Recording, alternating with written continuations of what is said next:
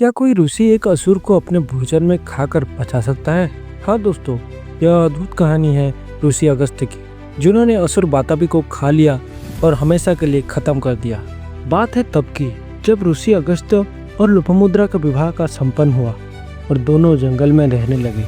ऋषि अगस्त्य फिर से तपस्या में लीन हो गए और अपनी पत्नी के प्रेम, कर्तव्य और संतान प्राप्ति को भूल गए। यह देखकर लोपामुद्रा ने एक स्तोत्र रचकर उन्हें याद दिलाया कि जीवन केवल तप नहीं, कर्तव्य और प्रेम का संतुलन भी होना चाहिए। उसके बाद ऋषि अगस्त्य ने संतान प्राप्ति का निर्णय किया, लेकिन उनके पास पर्याप्त धन नहीं था जिससे कि वो अपने संतान का पालन पोषण कर सके।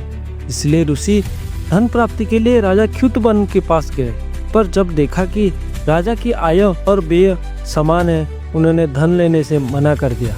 तभी उन्हें पता चला असुर राजा उत्पल के बारे में। उसके पास प्रचुर मात्रा में धन हुआ करता था, लेकिन उत्पल और उसके भाई वातापी असुर थे और ब्राह्मणों को नफरत करते थे, उन्हें मार डालते थे। वातापी के पास ऐसा एक चमत्कारी शक्ति हुआ करता था कि वो एक बकरा बन जाता। उत्पल उसे मारकर पकाता था और ब्राह्मणों को भोजन परोसता था। जब ब्राह्मण उन भोजन को खा लेते, तब उत्पल बाहर से आवाज लगाता था, वातापी बाहर आओ। वातापी जिंदा होकर ब्राह्मणों के पेट फाड़ देता था और बाहर निकल आता था। इससे ब्राह्मणों की मृत्यु हो जाता था।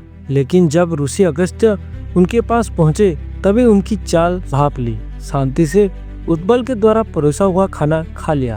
तभी उत्पल ने पुकारा, वातापी बाहर आओ। अगस्त्य मुस्कुराए और बोले, वातापी जीर्णम। और वातापी ऋषि अगस्त्य के पेट में पच गया।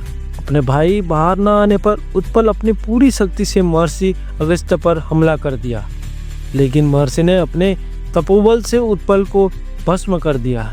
इसके साथ ही उत्पल और वातापी का आतंक हमेशा के लिए खत्म हो गया।